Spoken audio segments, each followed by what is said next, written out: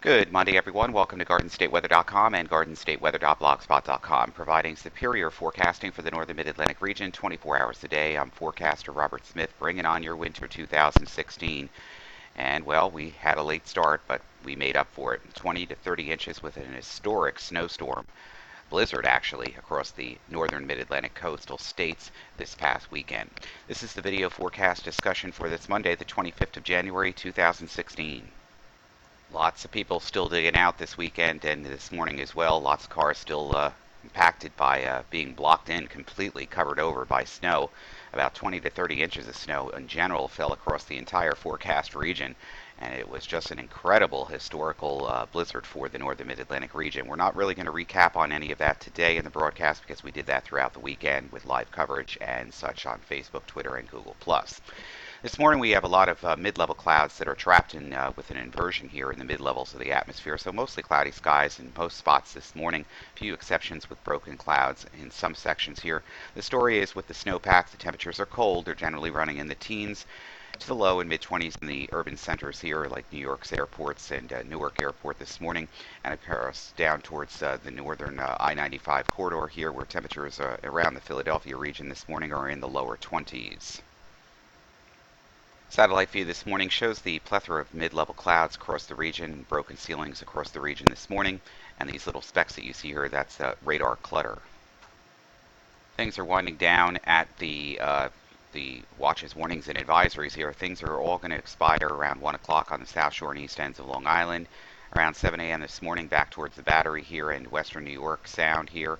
New Jersey coastal waters, this will expire at noon, and even here in the back bays, it's going to expire at around 8 o'clock tonight. We still have some coastal flood concerns here in these regions, in the back bays. And the latest on the current North American airport delays here from Flight Stats. Things are all improving from, well, lots of cancellations in the thousands this past weekend, naturally, with the blizzard across the region.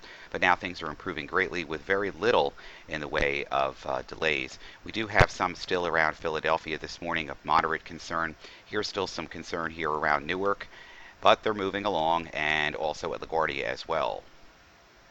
On the aviation weather deck for today, we have VFR conditions expected through today. Some scattered cloud cover is seen on Doppler and, well, on satellite actually.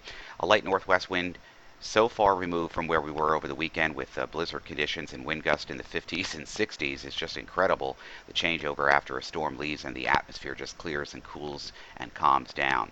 And the winds are going to turn around to the southwest and south later this afternoon and evening with speeds less than 10 knots. Light southwest to southerly flow tonight, continuing across the region. Moisture will be on the increase as well as cloud cover. Some MVFR ceilings and visibility restrictions may develop. However, it is a low confidence forecast regarding their timing and extent. It included the mention of MVFR conditions for Reading and Allentown for now, and that's because, well, we've got warm air riding over the top of a dense, deep snowpack across the region. So we could have some fog and low clouds as well. Now Tuesday, mainly VFR conditions after any morning clouds are expected, increasing cloudiness once again in the afternoon with some rain or snow showers, and this may cause some MVFR conditions to occur. Wednesday, mainly VFR. Thursday through Friday, generally VFR conditions expected at this time, but there is still the uncertainty in respect to a coastal storm with some possible impacts to the terminals, and we'll try to break that down for you in just a few minutes. Okay, right now outside of Newark Airport, we basically have some clouds at 8,000 and 11,000, so the ceilometer says it's overcast there. Temperature 22 in the snowpack there, dew point 15, humidity 75%. And the total snow from the last couple of days, according to the terminal site here, is about 19 inches, but officially at the airport it was higher than that. We'll get into that in a moment. And right now, basically VFR conditions in place. Philadelphia right now. Temperature 22 over the snowpack, dew point 12, humidity 65%, the wind is variable at 3. Visibility is better than 10 miles, a few clouds at around 7,500 feet. Basically VFR conditions in place. National view this morning, high pressure across the eastern United States, and here's our storm system and another weak area in the northern polar branch here coming across the central plains. This is spreading a shield of some light rain, some sleet and snow through the Dakotas and Minneapolis this morning, and on the northern edge here into Wisconsin as well. National warnings this morning across the Colorado Rockies. Here we've got some winter weather advisories here until 11 a.m. this morning. and also across the upper Midwest here from northern Kansas into Nebraska, Iowa, parts of Wisconsin, and getting up to Minnesota here, Minneapolis, and in South Dakota here too.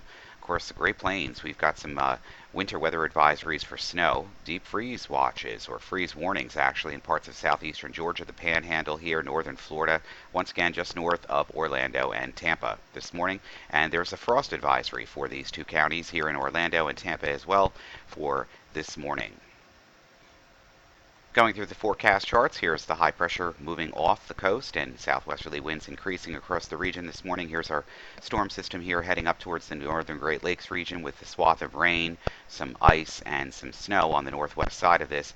And this is going to produce a warming here over the next 24 hours with the snowpack. Again, some mixed cloud cover, some early morning, late night fog could be possible too as the southwesterly flow moves into the region for late tonight, early tomorrow morning. Now, most of the rain showers, again, will hold off with this feature probably until the day on Wednesday, Tuesday night and Wednesday, as this cold front makes its way across the region.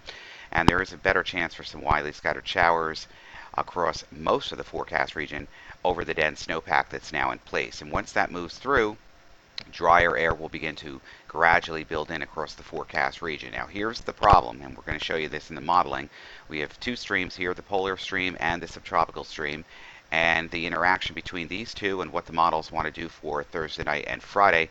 If this thing winds up closer to the coast, which most of the consensus right now is for this to stay far enough to the east and southeast of the benchmark here, then just a glancing blow for the coastline with some wintry precipitation on Thursday night and Friday, but we're going to hone in on this in just a moment. Okay, right now we'll start off with the GFS model in motion. Here comes the rain and snow through the upper Midwest and across towards the Great Lakes region, dragging a cold front closer to the region. And the cold front passes through during the early morning hours on Wednesday. There could be some light rain showers with a southwesterly flow out ahead of the front. The southern edge of the front gets stalled, and an area of low pressure in the southern branch then begins to move towards the Gulf of Mexico and eventually the southeastern states, and another area here across southwestern Canada or northwestern Canada begins to move in our direction as well. So this is a squeeze play between what the models are suggesting. The interaction between these two features would produce something that happens along the coast or out to sea. The latest model guidance keeps this and this disturbance from phasing, not from phasing, so in other words, no phase, and it keeps this progressive in the flow with the two streams not phasing together, and it's just a glancing blow here for the Delmarva region. However, if this continues to trend a little bit closer to the coast, then we could see a more moderate snow event here for Thursday night and Friday morning. This is to be seen, and then a drier forecast coming in for the weekend once again. Once again, the key to the forecast for Thursday and Friday, particularly, is these two disturbances and how they phase together. Right now, this phase doesn't look like it's going to happen quite so, but it does become a little bit negatively tilted, but still the two streams and short waves are not digging down. This is not a deep enough trough. It's not the same kind of situation. Also, the ridge axis is now wide as compared with Saturday's blizzard here across the region, where the ridge was located in this direction here at the height levels of 500 feet. So big difference in how these two interact. It looks like the two streams will stay separate. But if this changes, that also means the forecast will change for Thursday night and Friday morning as well.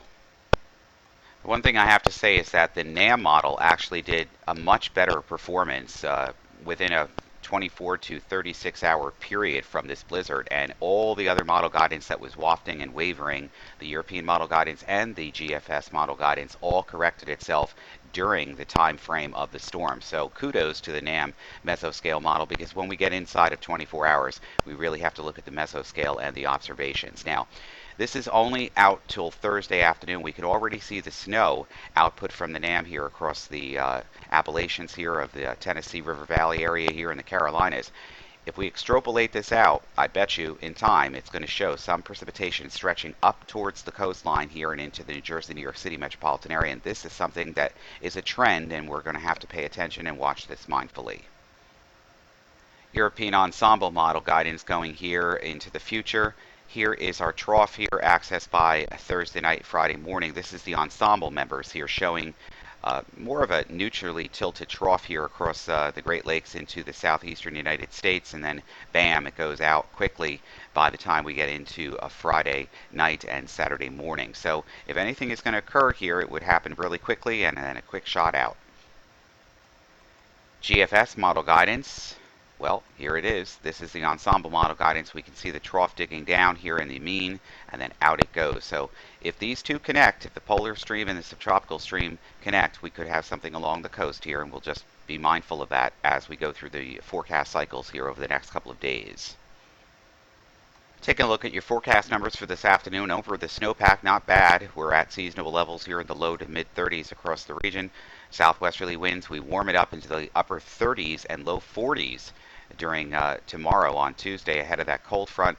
And by Wednesday afternoon, as the cold front slices through the region, we're still on the relatively mild side. We're in the upper 30s to around 40 degrees. And by the time we get to Thursday, well, temperatures again will be a little cooler. They'll generally be running near normal again in the low to the mid 30s across the region. Friday, this is where things get interesting. Could be cold enough, upper 30s to around 40, and that determines the fact if we're going to get any wintry precipitation along the coast or not.